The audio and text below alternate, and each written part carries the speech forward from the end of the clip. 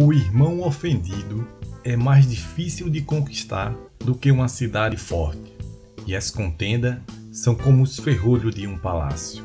É sobre a mágoa, ira e suas consequências, e também sobre o perdão, que iremos falar neste quarto vídeo da nossa série de estudos sobre o Sermão do Monte. Eu sou Aminadab Xavier e este é o nosso canal Escola Bíblica Desenhada. Se você ainda não é inscrito, aproveite, se inscreva, dê o seu like e compartilhe o nosso canal. Como vimos nos vídeos anteriores, Jesus no início do sermão falou sobre o reino do céu e seu caráter, ao ditar as bem-aventuranças. Depois, falou da nossa influência quando disse que somos sal da terra e luz do mundo. Logo em seguida, disse que veio cumprir a lei e que a nossa justiça deverá ser superior à dos escribas e fariseus. A partir do versículo 21 do capítulo 5 de Mateus, Jesus irá explicar alguns trechos da lei para os discípulos. E por 6 vezes ele irá dizer: ouviste o que foi dito aos antigos, eu porém vos digo. Ressaltamos que Jesus não irá apresentar nenhuma falha na lei, mas apenas dará o real sentido do mandamento. E o primeiro trecho da lei que Jesus explica é o 6º mandamento: não matarás.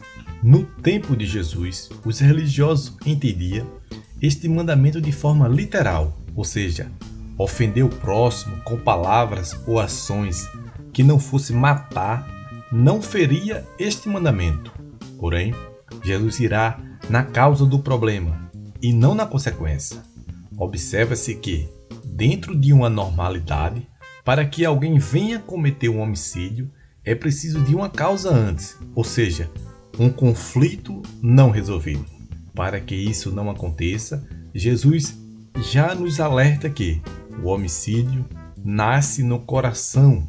E no versículo 22 do capítulo 5, ele irá condenar a ira que uma pessoa possa nutrir contra a outra. E não só isso, irá condenar também as más palavras que podemos proferir contra o outro e os pensamentos ruins que podemos alimentar contra alguém.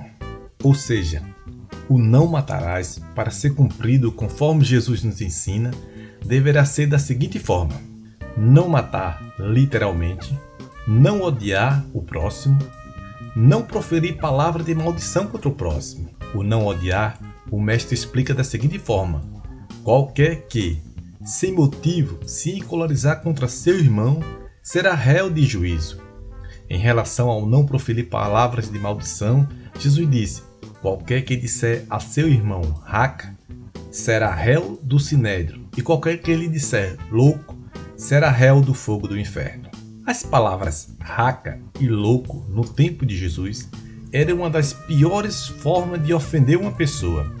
Era o mesmo que ele chamava de inútil, cabeça oca, incrédulo, blasfemador e etc.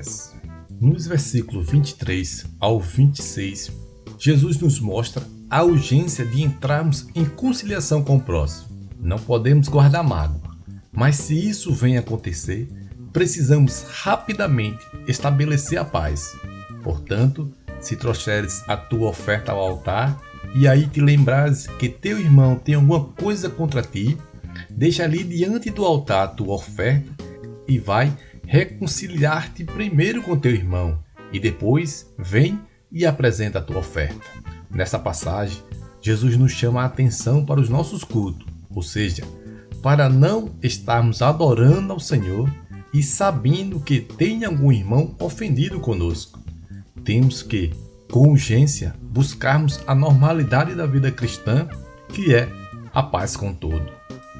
O mestre ainda cita outro exemplo: concilia-te depressa com o teu adversário enquanto estás no caminho com ele, para que não aconteça que o adversário te entregue ao juiz e o juiz te entregue ao oficial e te encerre na prisão.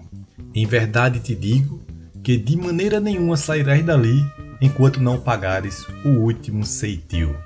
Aqui, o mestre nos mostra os casos em que não se chega a um acordo rápido e os sentimentos ruins vão tomando conta do coração, até chegar ao ponto de colocar o outro na justiça.